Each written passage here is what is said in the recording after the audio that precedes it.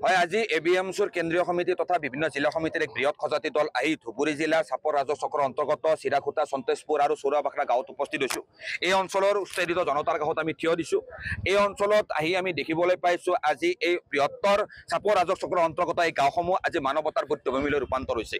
একমাত্ৰ আম্বানীক এই মাটিসমূহ হস্তান্তৰ কৰিবলৈ এই অঞ্চলত দশক দশক ধৰি বসবাস কৰি থকা এই গৰাখহনীয়া পীড়িত মানুহখিনিক কোনো ধৰণৰ পুনৰ সংস্থাপন, ক্ষতিপূৰণ কোনো ধৰণৰ বিশ্বাসত নোলোৱাকৈ হিমন্ত বিশ্ব শৰ্মা ডাঙৰীয়া নেতৃত্বাধীন অসম চৰকাৰখনে অমানৱীয়ভাৱে, দানৱীয়ভাৱে, অবৈধভাৱে মহামান্য উচ্চতম ন্যায়ালয়ৰ বিভিন্ন নিৰ্দেশনা সম্পূৰ্ণভাৱে ভায়োলেট কৰি ইয়াত বলপূৰ্বক উচ্ছেদ চলাইছে, ফ'ৰ্চফুল এভিকশ্যন চলাইছে। আৰু এই উচ্ছেদৰ আমি তীব্ৰ বিৰোধিতা কৰিছোঁ, কাৰণ এই মানুহখিনি এই অঞ্চলত ভূমি পট্টা পোৱাৰ বাবে যোগ্য।